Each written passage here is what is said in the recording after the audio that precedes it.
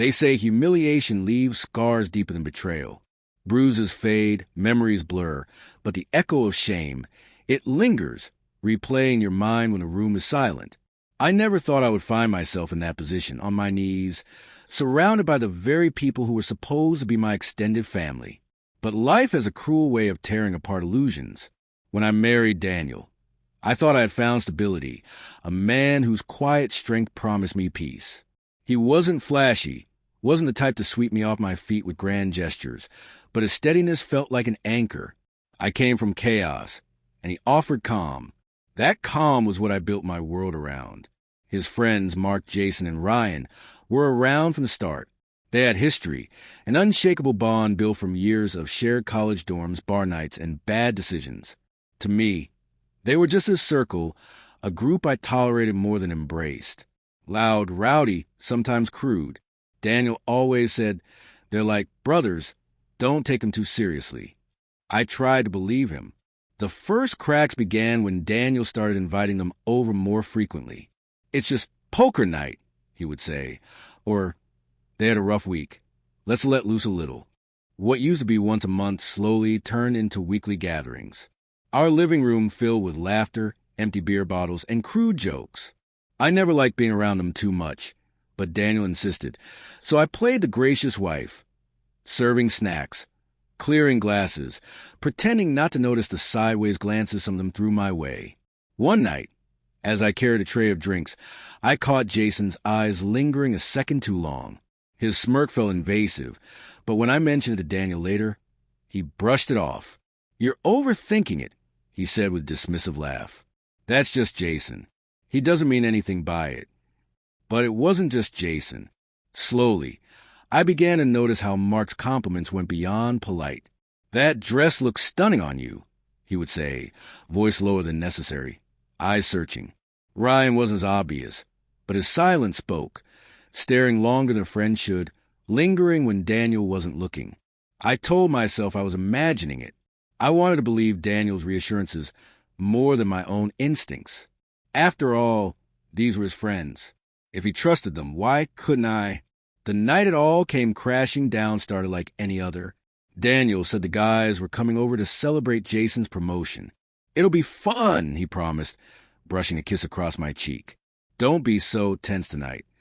I forced a smile and told myself I was being paranoid. As the evening wore on, the drinks flowed heavier than usual.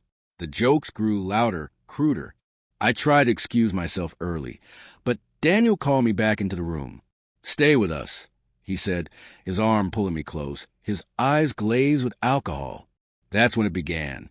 Subtle at first, Jason making a joke at my expense, the others laughing too loud. Then Mark asking me to kneel and pick up the deck of cards he had accidentally dropped. My cheeks burned, but Daniel laughed along with them, so I bent down, telling myself it was harmless. But it didn't stop there. One dared another to see how far I would go. Words slurred, dares twisted into humiliations. I remember Daniel's voice blurred distant, saying, "She's a good sport." And then I was on my knees, the carpet rough against my skin, the laughter echoing like thunder around me. My heart pounded, shame seeping into my bones. And before I could process it, Jason's hand came down, sharp, stinging, across my cheek. A slap, the room erupted in laughter. My vision blurred, not just from the sting, but from disbelief. I turned to Daniel, my husband, my anchor, expecting outrage, defense, anything, but he just sat there, silent, smiling faintly, as if this was all a game. That moment shattered something inside me. I wasn't his wife anymore. I was entertainment, a pawn in his need to belong, to be one of the guys. I excused myself, voice trembling, retreating to the bathroom where I locked the door and stared at myself in the mirror. Red cheek, watery eyes, lipstick smudged. I didn't recognize the woman staring back. Inside that small room, I broke down, but also something inside hardened.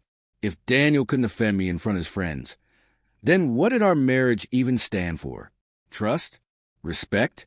Love? They had all been stripped away in a single evening. When I emerged, the room had shifted. The laughter was quieter, the drinks nearly finished, Daniel looked at me as if nothing had happened, as if my humiliation was just another anecdote for the night. I sat in silence, my body present but my soul detached.